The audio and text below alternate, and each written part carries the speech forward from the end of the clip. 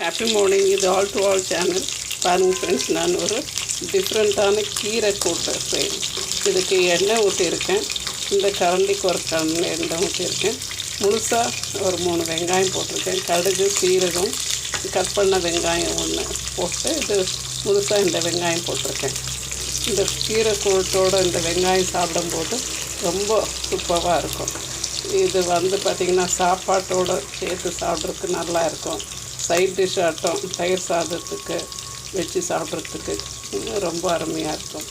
இது பார்த்திங்கன்னாக்கா நம்ம முள்ளங்கி கீரை நிறைய பேர் யூஸ் பண்ண பாருங்கள் ஃப்ரெண்ட்ஸ். இது நம்மளுடைய முள்ளங்கி கட் பண்ணிவிட்டு நம்ம தூர போட்டுவிடுவோம்.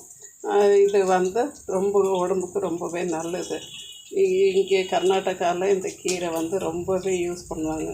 இந்த கீரையை அது எழுத்தாக இருக்கும்போதே கட் பண்ணிவிடுவாங்க. முள்ளங்கி ரொம்ப வராதப்பவே கட் பண்ணிவிடுவாங்க. கீரைக்காக கட் பண்ணிவிடுவாங்க. ஸோ இதை நான் நல்லா பொடியை கட் பண்ணி வச்சுருக்கேன்.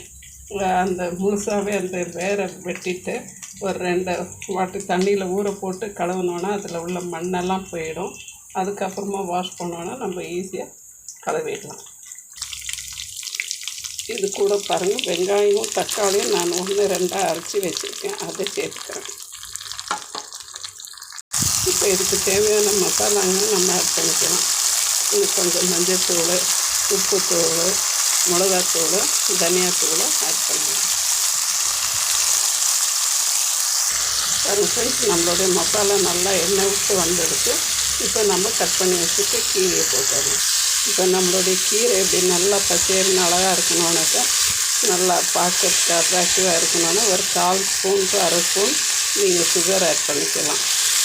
வேண்டானாக்கா ஸ்கிப் பண்ணிக்கலாம். இல்லை தோசை சோடா, ஆப்ப சோடா கூட ஒரு பிஞ்ச் ஆட் பண்ணோம்னாலும் நம்மளுக்கு இதே கலர் மெயின்டைன் ஆகும். பாருங்கள் ஃப்ரெண்ட்ஸ், நம்மளுடைய முள்ளங்கி கீரை ஒரு தயிர் சாதத்தோடு சூப்பராக ரெடி ஆகிடுச்சு.